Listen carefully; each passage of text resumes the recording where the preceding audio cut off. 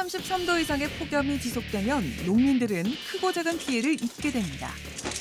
고온이 지속되면 작물도 견디기 힘듭니다. 태풍, 그리고 집중호우가 발생하면 시설 하우스의 비닐이 벗겨지기도 하고 파손되기도 합니다. 거센 비바람 때문에 가로수가 쓰러지기도 하는데요. 가로수가 쓰러져 옆에 주차되어 있던 차량이 파손되고 말았습니다. 이상 고온 현상이 이어지면서 온열 질환자가 늘어나고 있습니다. 특히 밭에서 일을 하다가 어지러움이나 두통을 호소하는 일이 적지 않다는데요. 요즘에는 낮에는 별로 일 안 해. 몸도 아프고.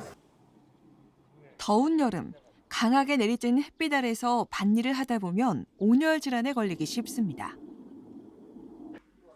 폭염이 지속되면 시설하우스나 야외 작업을 할 때 각별히 주의해야 합니다. 12시에서 오후 5시 사이에는 작업을 피하고 충분한 휴식을 취해야 하는데요. 일하는 도중에 어지러움, 두통을 느끼거나 갈증이 심하게 나면서 가슴이 두근거린다면 온열 질환을 의심해 봐야 합니다.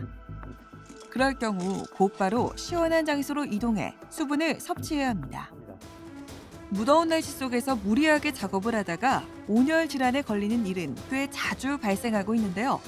방치하면 목숨을 위협할 수도 있습니다.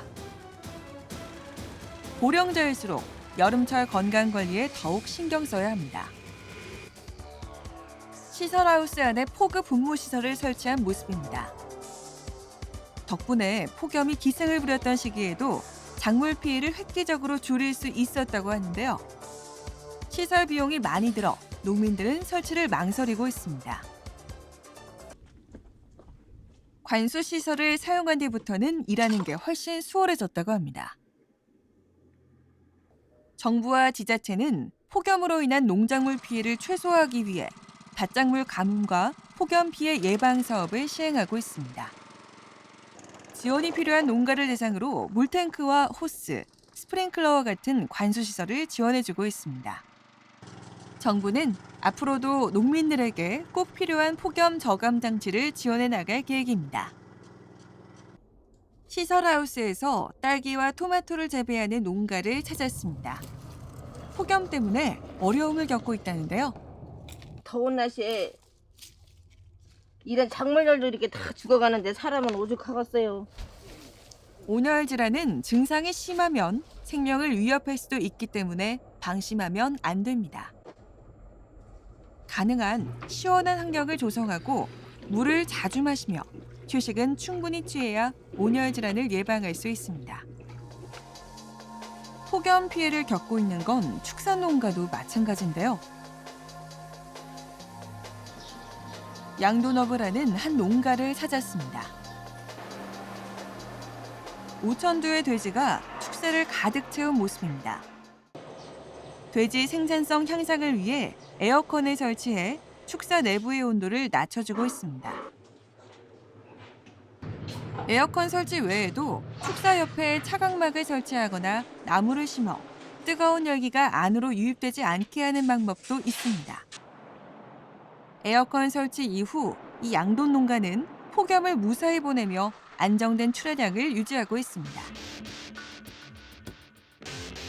폭염의 위협은 도시에 살고 있는 사람들도 피해갈 수 없는데요. 폭염 피해를 최소화하기 위해 각 지자체에서는 유동인구가 많은 횡단보도와 교차로를 중심으로 그늘막을 확대 설치하고 있습니다. 온열 질환에 취약한 폭염 기간에는 뙤약볕을 막아주고 쉼터를 만들어주는 그늘막 하나가 큰 도움이 될 수 있습니다. 어린이와 임산부, 노약자에게는 꼭 필요한 폭염 피해 저감 시설인데요. 시민들을 위한 시설은 또 있습니다. 시내버스 정류장에 설치되어 있는 기능성 냉온 의자가 가동을 했는데요. 해당 지자체에 따르면 오전 10시에서 오후 4시 사이 정류장의 대기 온도가 26도 이상이 되면 의자 바닥 온도는 자동으로 20도로 유지된다고 합니다. 기능성 냉온 의자에 이어 스마트 그늘막도 새롭게 선보였습니다. 스마트 그늘막은 온도와 바람에 반응해서 자동으로 개폐되는 시스템인데요. 일출 후 기온이 15도 이상이 되면 자동으로 펼쳐지고 센 바람이 지속되면 자동으로 접힙니다. 생활 밀착형 폭염 대책이 시민들의 더위를 조금이나마 식혀주고 있습니다. 중국은 80년 만에 최악의 홍수 사태를 겪고 있습니다.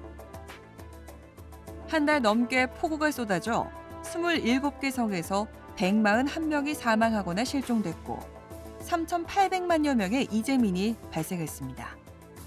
이번 사태로 인한 직접적인 경제 손실은 861억 6천만 위안, 약 14조 8,600억 원에 달하는 것으로 나타나고 있습니다.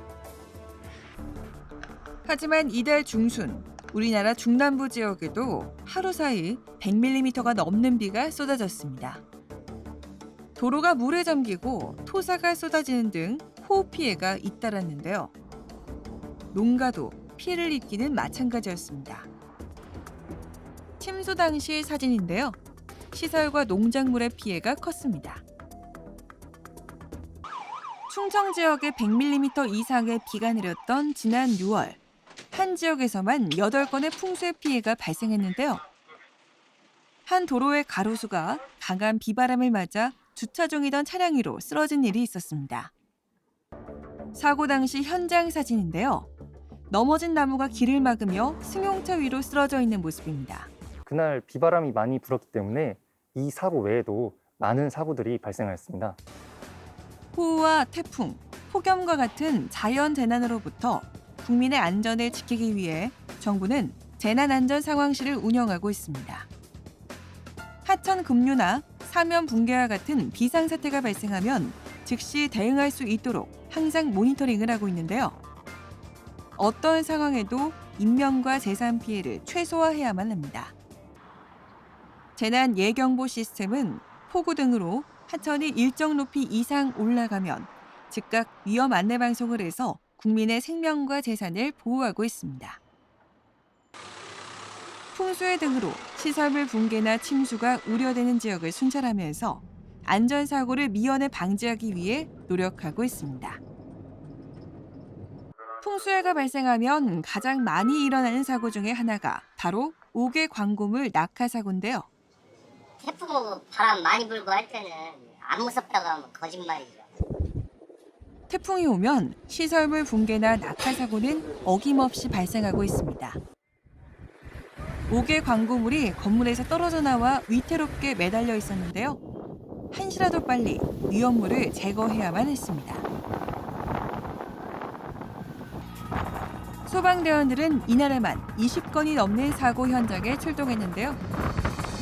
옥외 광고물은 물론 나무 쓰러짐과 유리창 파손 현장 등을 수습했습니다.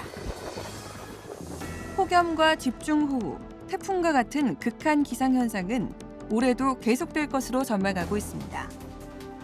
자연재난으로 인한 안전사고를 막기 위해서는 국민 행동 요령을 미리 숙지해 철저히 대비해야만 하는데요. 폭염이나 호우, 태풍이 예고된 날에는 야외 활동을 줄여야 합니다. 또한 폭염이 이어져 혹시라도 온열 질환 증세가 나타나면 신속히 진료를 받아 각자의 안전을 지켜야 할 것입니다.